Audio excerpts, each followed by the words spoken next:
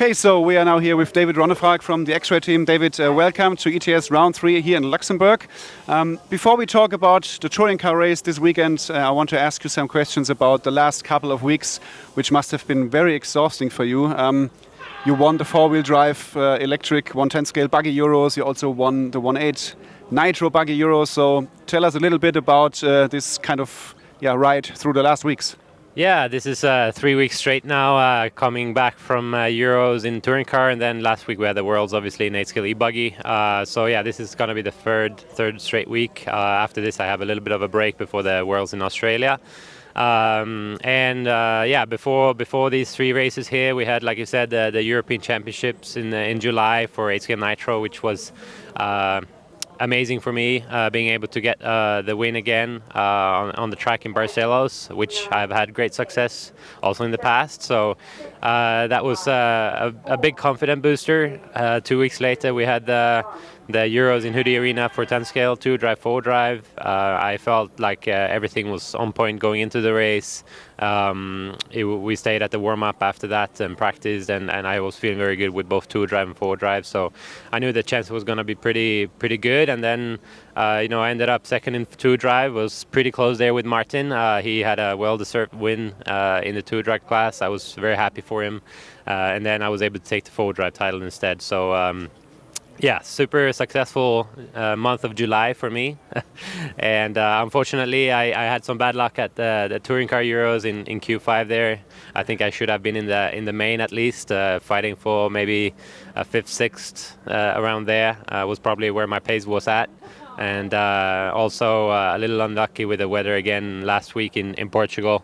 Wasn't able to kind of get on top of my game after the rain came there on the second day of qualifying.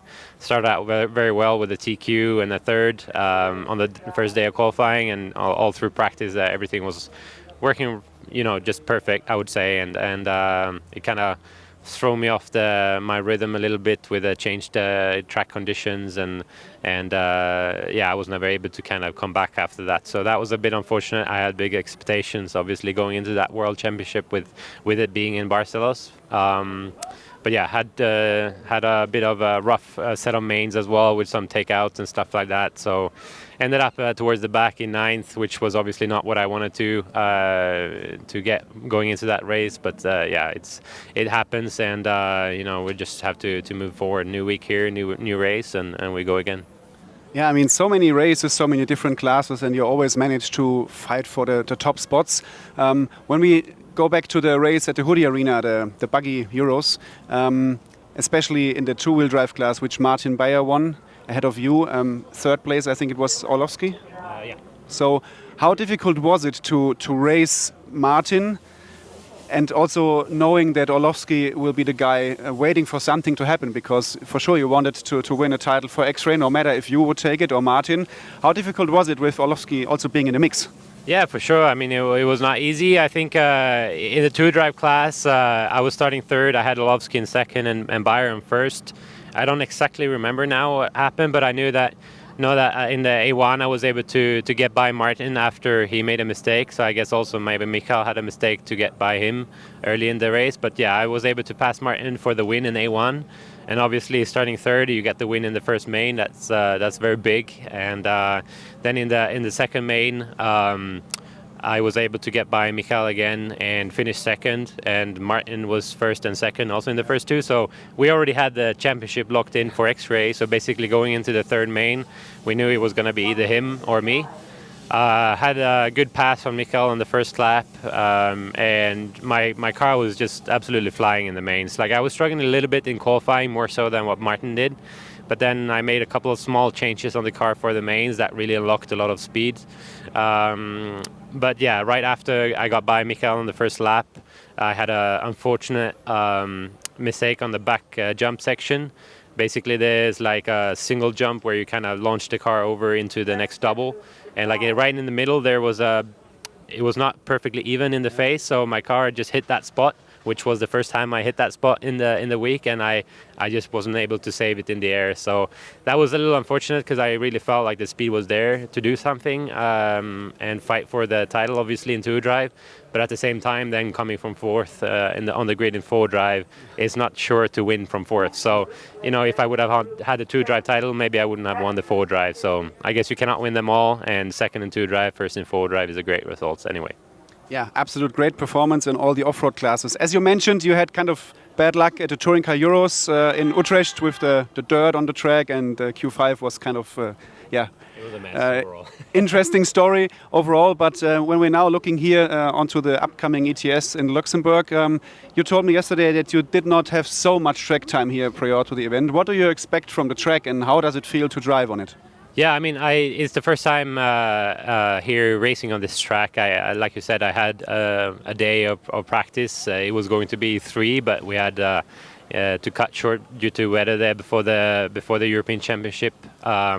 So I only had basically a day of track time on the track, and I absolutely love the track in terms of it being so technical and challenging. There's many spots on the track where you need to really put the car on the right line, otherwise it's gonna cost you a lot of time.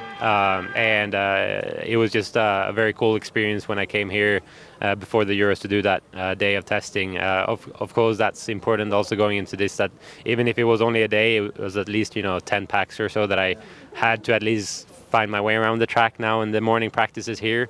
We'll just try to see what we can do on the setup and everything in terms of getting the car balanced to where I need it to be. And after that, it's just a matter of me putting the 5-minute runs together for qualifying and finals. So. Last question, any updates about the car? I think it's not allowed to take pictures or to film it, but can you already tell us that you are running a pre-production prototype or test car, whatever? Yeah, we're working on something definitely, and it's in the prototype stages still. But we've been using it now for just a little bit, and I'm very happy with how the feeling is.